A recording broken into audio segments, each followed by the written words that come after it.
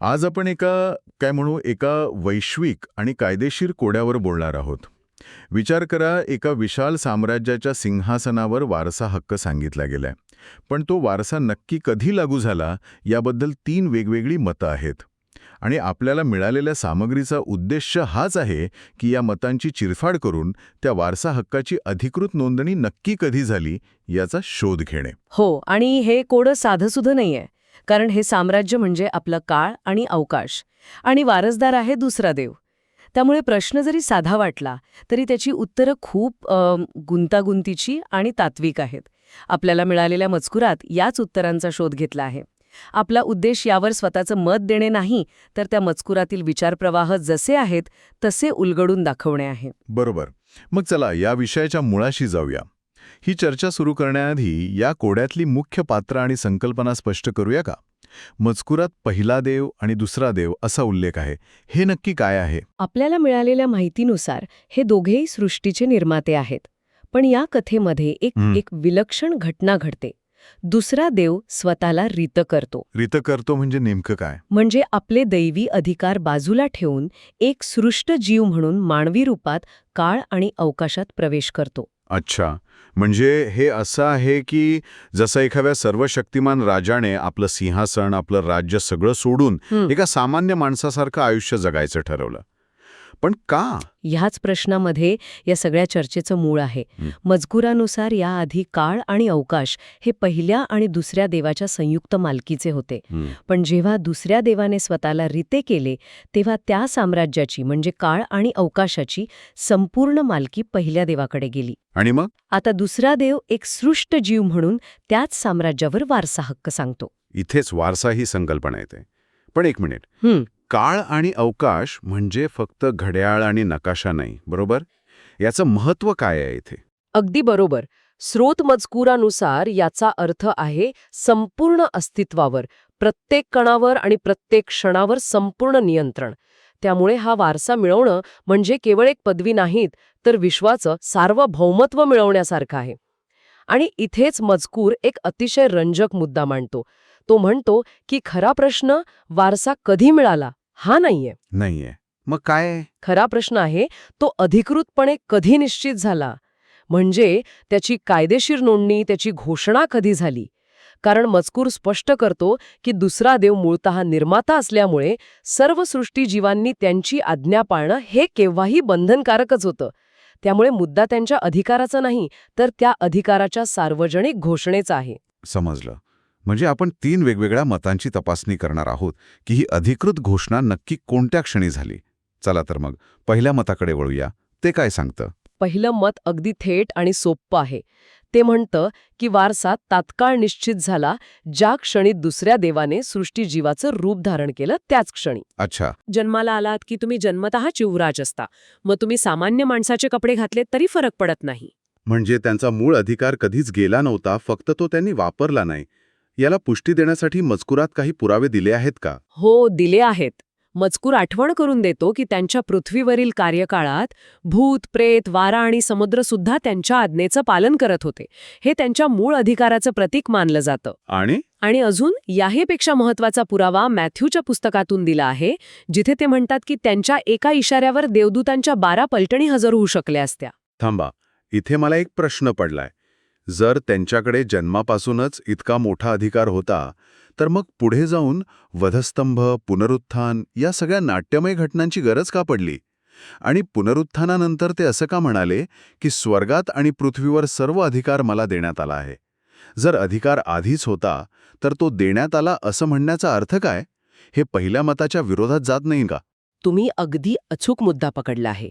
आणि तुमच्या याच प्रश्नामुळे आपल्याला दुसऱ्या मताकडे जावं लागतं, जे मजकुरात अधिक प्रभावीपणे आणि तपशीलवार मांडलं आहे. पहिलं मत म्हणतं अधिकार जन्मसिद्ध होता, पण वापरला नाही.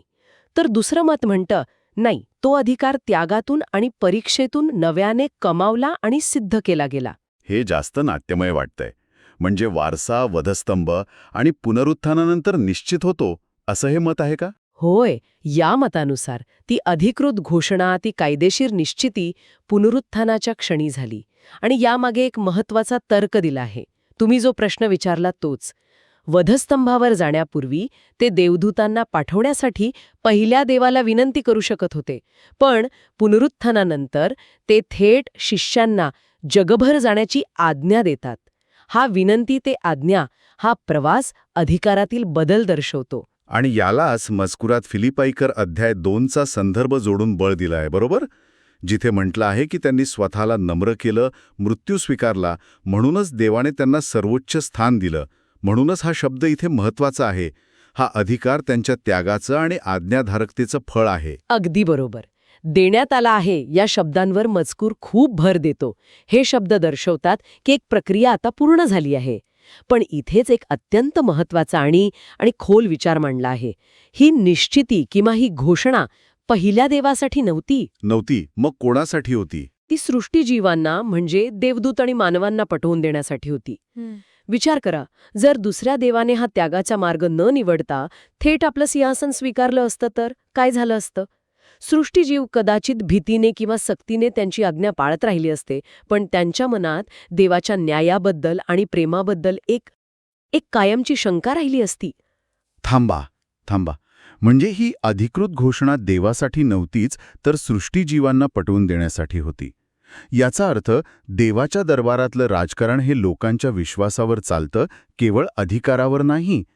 हे तर खूपच वेगळं आहे.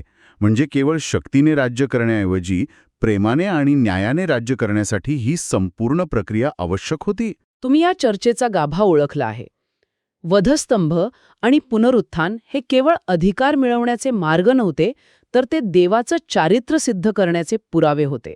या घटनांनी सृष्टीजीवांना दाखवून दिलं की त्यांचा राजा केवळ सर्वशक्तिमान नाही, तर तो प्रेमळ आणि न्यायी सुद्धा आहे. त्याने स्वतः कायद्याचं पालन केलं आहे. यामुळे आज्ञाधारकतेचा पाया भीतीऐवजी प्रेमावर आणि विश्वासावर रचला गेला.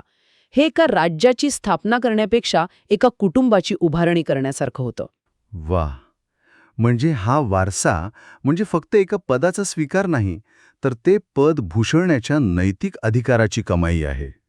हे दुसरं मत खूपच सखोल आहे. पण आपल्याकडे अजून एक तिसरं मत आहे.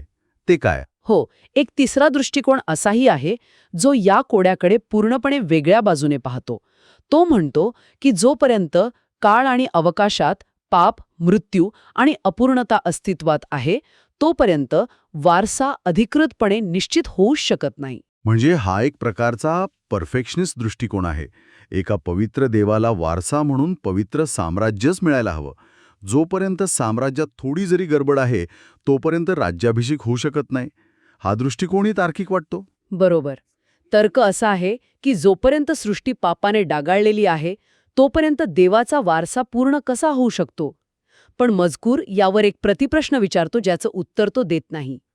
प्रश्न असा आहे की जर हे खरं असेल, तर ह्याचा अर्थ असा होतो का की दुसऱ्या देवाला वारसा मिळताच, म्हणजे सृष्टी पवित्र होताच, ते परिपूर्ण काळ आणि अवकाश पहिल्या देवाला परत करतात?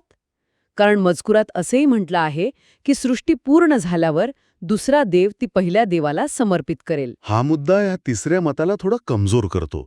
जरी मजकुरात यावर जास्त चर्चा नसली, तरी हा दृष्टिकोन विचार करायला लावणार आहे, नाही का? तो परिपूर्णतेची एक वेगळीच अट घालतो. याचा अर्थ असा होतो की जोपर्यंत सृष्टीत एकही त्रुटी आहे, तोपर्यंत देवाचं राज्य अपूर्ण आहे. हे खूप मोठं विधान आहे. हो, आणि कदाचित हा दृष्टिकोन वारसा निश्चित होणे आणि सृष्टीची पूर्तता होणे या दोन वेगवेगळ्या घटनांना एकत्र करत असावा. मजकुरात यावर जास्त भर नाही, पण एक संभाव्य विचार म्हणून तो नक्कीच नोंदवला गेला आहे. ठीक आहे. तर आपल्याकडे या वैश्विक कोड्याच्या 3 मतं आहेत. पहिली अधिकार जन्मसिद्ध होता, दुसरी अधिकार त्यागातून कमावला आणि पुनरुत्थानाने सिद्ध झाला, आणि तिसरी जोपर्यंत सृष्टी परिपूर्ण होत नाही, तोपर्यंत वारसा पूर्ण होऊ शकत नाही. यापैकी स्रोत मजकूर कोणत्या निष्कर्षापर्यंत पोहोचतो? या कोड्याचं उत्तर काय आहे? मजकुराचा कल स्पष्टपणे दुसऱ्या मताकडे आहे, पण तो तिसऱ्या मताला पूर्णपणे नाकारत नाही. निष्कर्ष असा काढला आहे की या दोन गोष्टी वेगळ्या आहेत: वारशाची अधिकृत निश्चिती आणि सृष्टीची अंतिम पूर्तता. म्हणजे कसं? या दोन घटनांमध्ये काय फरक आहे? मजकूर असं सुचवतो की वारसा पुनरुत्थानाने अधिकृतपणे निश्चित झाला. तो एक कायदेशीर क्षण होता, जेव्हा दुसऱ्या देवाने आपलं सार्वभौमत्व नैतिक आणि कायदेशीरदृष्ट्या सिद्ध केलं. पण सृष्टीची निर्मिती किंवा सृष्टीची पूर्तता ही प्रक्रिया अंतिम न्यायाच्या वेळी पूर्ण होईल, जेव्हा पाप आणि मृत्यू कायमचे नष्ट केले जातील.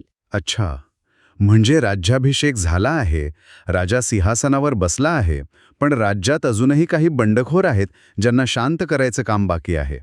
ते काम पूर्ण झाल्यावर राज्याची पूर्तता होईल, असा काहीसा अर्थ आहे का? अगदी उत्तम उदाहरण. आणि मजकूर पुन्हा एकदा त्याच मुद्द्यावर जोर देतो जो आपण आधी बोललो. वारसा निश्चित करण्याची ही संपूर्ण प्रक्रिया, हे वधस्तंभ आणि पुनरुत्थानाचं नाट्य, हे सृष्टीजीवांना पटवून देण्यासाठी होतं. त्यांना दाखवून देण्यासाठी की त्यांचा राजा केवळ सामर्थ्याने राज्य करत नाही, तर तो प्रेमाने आणि न्यायाने राज्य करतो. ही त्यांच्यासाठी, आपल्यासाठी एक शिकण्याची प्रक्रिया होती. तर आजच्या चर्चेतून आपण पाहिलं की एका गहन प्रश्नावर किती वेगवेगळ्या दृष्टिकोनातून विचार केला जाऊ शकतो. एका अधिकाराचं हस्तांतरण नक्की कधी झालं, जन्माच्या क्षणी, एका मोठ्या परीक्षेनंतर, की अगदी शेवटी जेव्हा सर्व काही शुद्ध होईल तेव्हा. आणि प्रत्येक उत्तरामागे एक वेगळं तत्वज्ञान आहे.